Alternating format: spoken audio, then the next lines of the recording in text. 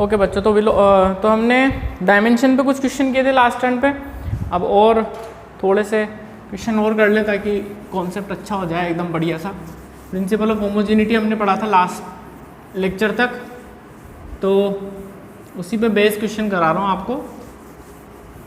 देखो, अगर आपको ऐसे कुछ भी रिलेशन दे दें, सपोज ऐसे हमने लिख दिया, if v is equal to 80 plus B upon T plus C. इसमें v वेलोसिटी है बच्चों और t टाइम है बेटा, ठीक है। तो डायमेंशन की एप्लीकेशन अपन सीख रहे हैं। v वेलोसिटी है, t टाइम है, तो और ये रिलेशन दे दिया आपको। मैं आपसे पूछ रहा हूँ find out the dimension of a, b and c। Find dimensions of a, b and c। तो आप लोग पहले ट्राई करो एक बार, ठीक है। जैसे हमने लास्ट टर्न पे किए थे वैसे ही क्वेश्चन है, एक बार आप कोशिश करेंगे, फिर मैं इसका सॉल्यूशन बताऊंगा। ओके, तो चलिए पहले आप खुद से ट्राई करें।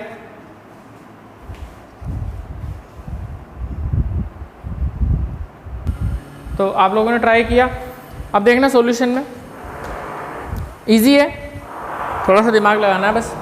देखो, सबसे पहले तो c का निकाल लो, t प्लस सी।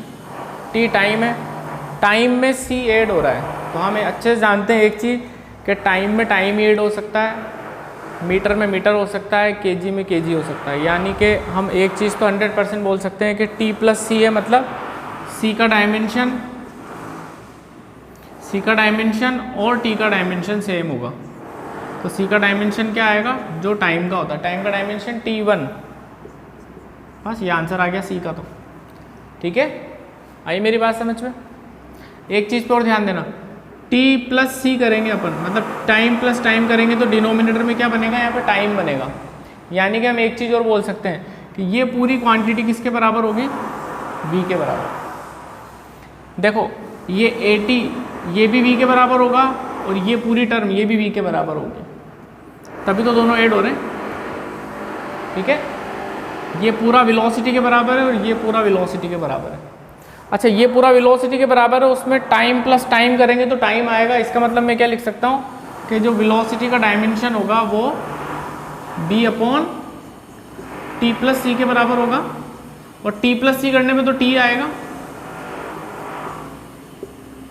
ठीक है। t प्लस सी करने पे क्या आएगा, t आएगा, t को इधर ले जाओ, तो b का डायमेंशन क्या होगा, v t के बराबर।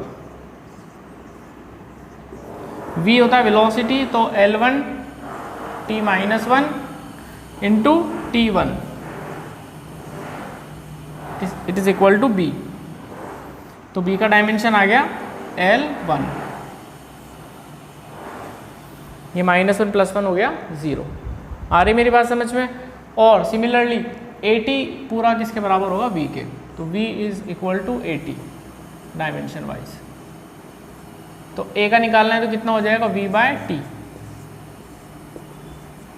ठीक है।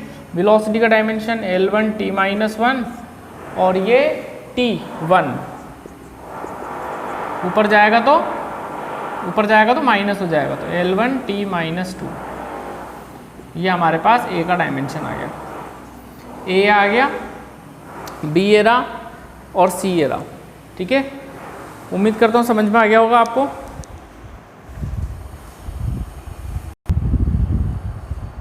तो ये क्वेश्चन एक और है बेटा आपके सामने, आई होप आपने ट्राई किया होगा। ऐसे लिखा हुआ था, if f equals to a√x plus BT², जिसमें f फोर्स है, x डिस्टेंस है, t टाइम है, हमें a और b का डायमेंशन पूछा हुआ है। तो सेम लॉजिक लगा के करेंगे हम, हमने सीखा हुआ है इसको कैसे करना है। देखो, फोर्स इज इक्वल टू कुछ टर्म्स आपकी लिखी हुई है, तो आप ये अच्छे समझ जाओ कि ये वाली टर्म और ये वाली टर्म, इन दोनों का डायमेंशन फोर्स के बराबर होना चाहिए, तभी तो ऐड हो रहे हैं आपस में। फोर्स प्लस फोर्स बराबर फोर्स आएगा, यानी ये अकेला फोर्स के बराबर है, ये भी फोर्स के बराबर है। यानी कि हम क्या लिख सकते हैं, हम ऐसा लिख सकते हैं कि F का dimension is equal to A under root X का डायमेंशन और एफ का dimension is equal to B T square का डायमेंशन। ये इसके बराबर है और ये इसके बराबर है। तो x कितना हो जाएगा, force upon root X is equal to A. अब f क्या है, फोर्स का dimension m1 L1 t minus 2 upon x distance है तो l की पावर हाफ, स्क्वायर रूट है ना, तो l की पावर हाफ, ये a का डायमेंशन बनेगा। सॉल्व कर लेते हैं। तो m1 ये L1 है और ये L हाफ है, ऊपर जाएगा तो माइनस हो जाएगा, तो L1 minus half that is L half t की पावर माइनस 2। ये हमारे पास आ गया बेटा a का डायमेंशन। सिमिलरली b का निकाल सकते हैं हम, तो f अपॉन टी स्क्वायर, ये b के बराबर आ गया। f का dimension m1 L1 t minus 2 upon time square t2, तो ये 2 ऊपर जाएगा तो माइनस हो जाएगा, तो m1 L1 और t माइनस का 4, ये हमारे पास आ गया b का डायमेंशन। ठीक है, तो इस तरीके से हमें समझना है कि जो LHS में क्वांटिटी लिखी हुई है उनके ही जैसे डायमेंशन होंगे RHS में जितनी भी क्वांटिटी जो ऐड हो रही है या सब्ट्रैक्ट हो रही है। ठीक है, तो ये क्वेश्चन आया हुआ था आपके कॉम्पिटिटिव एग्ज़ाम में, तो उम्मीद करता हूँ समझ में आ गया होगा। तो ये तो बहुत ही हिट क्वेश्चन है बेटा, कॉम्पिटिटिव एग्ज़ाम में आ गया है ये कई बार। तो इसको बोलते हैं real gas equation, wonder wall equation, अगर आपने केमिस्ट्री में पढ़ा हो तो।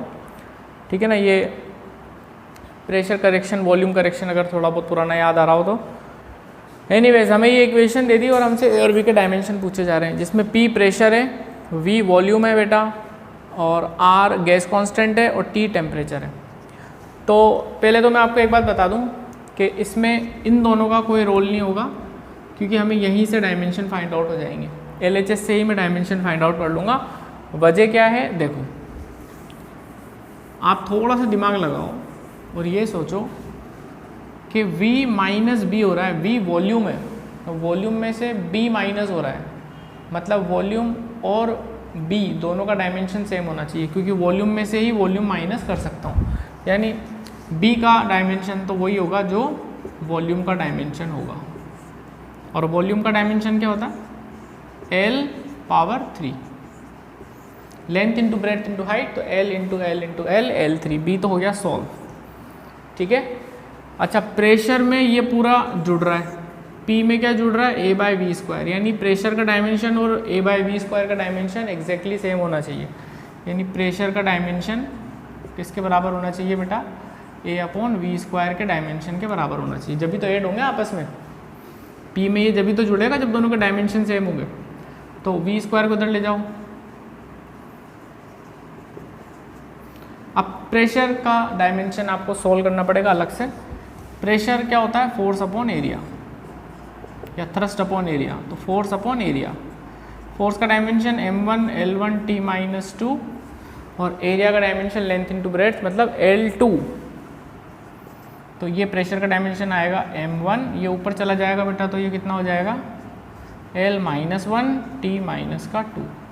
प्रेशर का डायमेंशन आ गया, यहाँ रख दो m1 L minus 1 t minus 2 v square, v volume है, वॉल्यूम का डायमेंशन L की पावर 3 और उसका स्क्वायर मतलब L की पावर 6।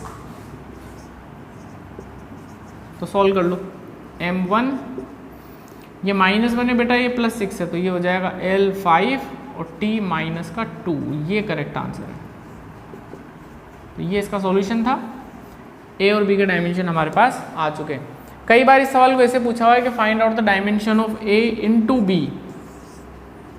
तो हमें कुछ नहीं करना है, A का डायमेंशन निकालना है, B का निकालना है और दोनों को मल्टीप्लाई कर देना है। तो A इंटू B का डायमेंशन क्या होगा, ये इंटू ये, तो क्या बनेगा m1, ये L5 था और ये L3, तो L8 हो जाएगा t minus 2। A into B का डायमेंशन पूछे तो ऐसे, इसको A बाई बी की फॉर्मेट में पूछा जा सकता है कि A बाई बी का डायमेंशन क्या होगा, तो A का डायमेंशन अपॉन B का डायमेंशन कर देंगे अपन। तो इसको थोड़ा सा अलग स्टाइल में पूछा जा सकता है, इसलिए आप ध्यान रखेंगे। ऐसे पूछेंगे तो ए और बी का निकाल के प्रोडक्ट कर देंगे, डिवाइड पूछेगा तो डिवाइड कर देंगे। उम्मीद करता हूँ समझ में आ गया होगा आप सभी को। अच्छा, इसमें आर और टी का कोई रोल ही नहीं है, समझ रहे हो, वरना बच्चे यूँ परेशान होते रहते हैं। आर और टी का कोई रोल नहीं है, हमें LHS वाले पार्ट से ही सारा खेल समझ में आ जाएगा और डायमेंशन आ जाएंगे। ठीक है बच्चों, देखो ये एक और क्वेश्चन दिया था मैंने आपको। क्वेश्चन है if p is equal to a minus T square upon bx, जिसमें p पावर है, x डिस्टेंस, t टाइम है और a और b के डायमेंशन में फाइंड आउट करने हैं। तो again same logic, LHS quantity is equal to RHS quantity, number 1। Number 2, आप यहाँ देखें ध्यान से, जहाँ पे एडिशन सब्ट्रैक्शन हो रहा हो सबसे पहले निगाह आ जानी चाहिए। a minus T square, a में से t स्क्वायर सब्ट्रैक्ट हो रहा है, इसका मतलब a और t स्क्वायर एक जैसी क्वांटिटी होनी चाहिए। इसका मतलब a का डायमेंशन बेटा और t स्क्वायर का डायमेंशन दोनों सेम होने चाहिए। तो t स्क्वायर का डायमेंशन क्या होगा, t2। एक पार्ट तो हो गया सोल्व। अब इसी को थोड़ा सा और ध्यान दो, a माइनस टी स्क्वायर है, तो जब हम इसको सोल्व करेंगे तो क्या मिलेगा हमें, t स्क्वायर मिलेगा। डायमेंशन वाइज सोचें तो क्या मिलेगा, t स्क्वायर, ठीक है ना। तो t स्क्वायर अपॉन bx, ये पूरा किसके बराबर होगा, पावर के। तो हम ऐसे लिख सकते हैं dimension wise power is equal to, यहाँ पे तो डायमेंशन मिलेगा t स्क्वायर अपॉन bx, ठीक है। अब b का डायमेंशन क्या होगा, तो b को इधर ले जाओ, पावर को नीचे ले आओ, तो t स्क्वायर अपॉन पावर का डायमेंशन इंटू x।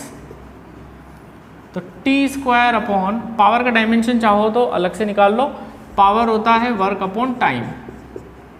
तो वर्क हो गया बच्चों m1 L2 t minus 2 upon t1। तो ये आएगा बेटा m1 L2 t माइनस 3, ऊपर चला जाएगा -3 बन जाएगा, ठीक है साहब। तो यहाँ लिख देते हैं t2 हो गया, पावर की जगह हमने ये लिख दिया m1 L2 t माइनस का 3 और x हमारे पास क्या था, डिस्टेंस, डिस्टेंस का डायमेंशन L1, ठीक है। अब हम b का डायमेंशन निकाल सकते हैं easily. b is equal to कितना हो जाएगा डायमेंशन वाइज, देखो पहले m को लिखते हैं तो ऊपर जाएगा तो -1 हो जाएगा, m माइनस 1, ये L2 है और ये L1 है, कितना हो गया L3, ऊपर जाएगा तो -3, ये 2 है बेटा, ये -3 है टाइम की पावर, ऊपर जाएगा तो +3 बन जाएगा, तो t5 हो जाएगा आपका। ये b का डायमेंशन हो गया और a का डायमेंशन तो t स्क्वायर हो ही गया था, ठीक है। एक बार और समझे, t square minus T square, तो डायमेंशन वाइज है तो t स्क्वायर आने वाला है, तो t स्क्वायर अपॉन bx, ये पूरा पावर के बराबर होगा। हमें b चाहिए था तो b को इधर लिया है, पावर को नीचे ले गए, पावर का अलग से निकाल लिया, वर्क अपॉन टाइम, उसकी वैल्यू यहाँ रख दी, x डिस्टेंस था L1 रख दिया, ठीक है। तो इस तरीके से हमें थोड़े से लॉजिक लगा के आंसर निकाल लें, और डायमेंशन का क्वेश्चन इस पैटर्न का आता है, आप ध्यान रखेंगे सारे बच्चे, ठीक है भाई।